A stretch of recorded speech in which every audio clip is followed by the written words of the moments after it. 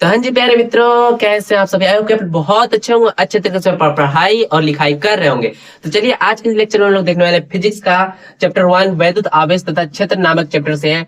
हमारा जो most IMP derivation, इस चैप्टर का मोस्ट आईएमपी डेरिवेशन जो कि 5 नंबर में लगातार आए वर्षों में पूछा जाता है, मतलब 1-2 वर्षों के अंतराल में पूछा जाता है। वो डेरिवेशन है हमारा गॉस का प्रमेय। इस डेरिवेशन को मैंने करा दिया है, ठीक ना, लेकिन अभी तक मैंने इसको अपलोड नहीं किया है। पहले उसके लिए जो इंपॉर्टेंट टॉपिक है 2 ठो, उसको पहले मैं कराऊंगा, उसके बाद में इस डेरिवेशन को मैं अपलोड करूंगा, ठीक ना।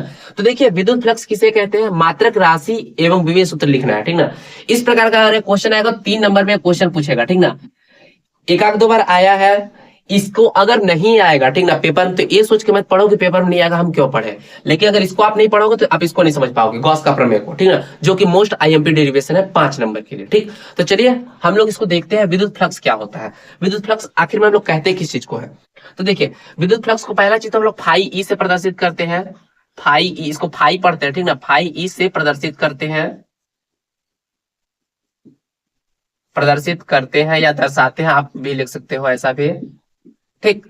अब लिखना, कोई भी विद्युत क्षेत्र है, ठीक ना, हम पहले चित्र बनाते हैं। एक मान लो ये विद्युत क्षेत्र ई है, ठीक ना। विद्युत क्षेत्र में कोई भी हमने ऐसे रख दिया है, मान लो ये हमारा हो गया, क्या चीज बोल सकते हैं इसको हम, क्षेत्रफल। विद्युत क्षेत्रफल में, सॉरी, विद्युत क्षेत्र में उपस्थित किसी क्षेत्रफल से अभिलंबवत गुजरने वाली विद्युत बल रेखाओं की संख्या को, कुल संख्याओं को हम क्या बोलते हैं, विद्युत फ्लक्स बोलते हैं। इसको फाई ई, इसको हम बोल रहे हैं, ठीक ना, ये चीज है हमारा फाई ई, ठीक। आई होप कि समझ आ गया होगा। एक बार मैं फिर से समझाऊंगा इसको, ठीक ना, ताकि अच्छे समझ आ जाए। देखना, विद्युत क्षेत्र ये है हमारा विद्युत क्षेत्र, ऐसे हमने बहुत सारे विद्युत क्षेत्र बना दिए। ए हो गया हमारा ई, ठीक ना, ई हो गया हमारा विद्युत क्षेत्र। विद्युत क्षेत्र में कोई भी क्षेत्रफल है, विद्युत क्षेत्र में उपस्थित किसी क्षेत्रफल से, मान लो ये हमारा एक क्षेत्रफल हो गया, ठीक। विद्युत क्षेत्रफल में उपस्थित विद्युत क्षेत्र में उपस्थित किसी क्षेत्रफल से होकर अभिलंबवत गुजरने वाली विद्युत बल रेखाओं की संख्या को, ये देखो अभिलंबवत गुजर रही है ऐसे, ये हमारा क्षेत्रफल हो गया। इससे अभिलंबवत जो विद्युत बल रेखा गुजर रही है उसको हम विद्युत फ्लक्स बोलते हैं, ठीक। आई होप समझ आ गया होगा। चलिए इसका हम डेफिनेशन लिखते हैं, फिर हम आपको बताते हैं इसका सूत्र। विद्युत फ्लक्स हम डायरेक्ट लिख रहे हैं फाई ई, ठीक ना, आप पूरा लिखेगा। विद्युत क्षेत्र में स्थित, विद्युत क्षेत्र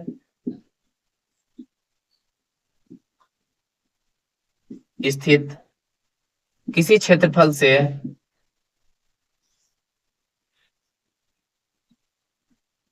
विद्युत क्षेत्र में स्थित किसी क्षेत्रफल से गुजरने वाले विद्युत क्षेत्र में स्थित किसी क्षेत्रफल से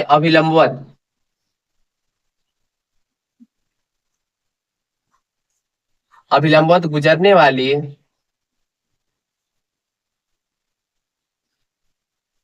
क्षेत्र रेखाओं या बल रेखाओं, क्षेत्र रेखाओं भी आप लिख सकते हो, बल रेखाओं भी आप लिख सकते हो, ठीक ना। बल रेखाओं की संख्या को, क्षेत्र रेखाओं या बल रेखाओं की संख्या को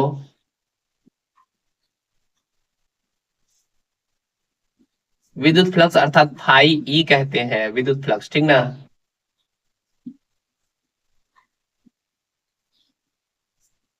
विद्युत फ्लक्स कहते हैं, ठीक। आई होप कि यह समझ आ गया होगा ये टॉपिक। इसका डेफिनेशन लिख लीजिएगा।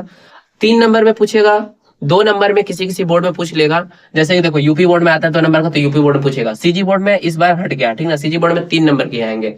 और बाकी बिहार बोर्ड में तो ज्यादा ऐसा क्वेश्चन पूछता भी नहीं है, इतना हार्ड टाइप का, ठीक ना, उसमें ज्यादातर ऑब्जेक्टिव आते हैं। बाकी देख लीजिएगा आपके बोर्ड के अनुसार कौन सा। हाँ जी, तो आइए हम देखते हैं विद्युत फ्लक्स का सूत्र, भौतिक राशि, मात्रक एवं विभव सूत्र। देखिए इसका हमने सूत्र लिख रखा है, क्योंकि आपको पता होगा अगर आपको किसी भी चीज का सूत्र पता है तो उसका आप भौतिक राशि, सॉरी, अगर आपको किसी भी चीज का सूत्र पता है तो आप उसका मात्रक निकाल सकते हो और उसका आप विभव सूत्र निकाल सकते हो, ठीक ना। आपको इतना चीज पता होगा। तो चलिए हमें ये चीज पता है सूत्र। अब यह हम बात कर लेते हैं कौन सी राशि है। कौन सी राशि है? विद्युत फ्लक्स, याद रखिएगा ये हमेशा अदिश राशि होती है, ठीक ना, विद्युत फ्लक्स अदिश राशि है, ठीक। विद्युत फ्लक्स अदिश राशि है, इसको हम पढ़ते क्या, फाई ई बराबर ई इंटू डी एस, ठीक ना। चूंकि आपको पता होगा ए इंटू बी बराबर, ये बी है, ठीक ना, ए इंटू बी बराबर ए बी कॉस थीटा होता है। ठीक, ये आपको पता होगा, इसलिए क्या हो जाएगा, इस सूत्र को हम ऐसे भी लिख सकते हैं, फाई ई बराबर E D S cos theta. ठीक, ये भी सूत्र याद रखिएगा, ठीक ना।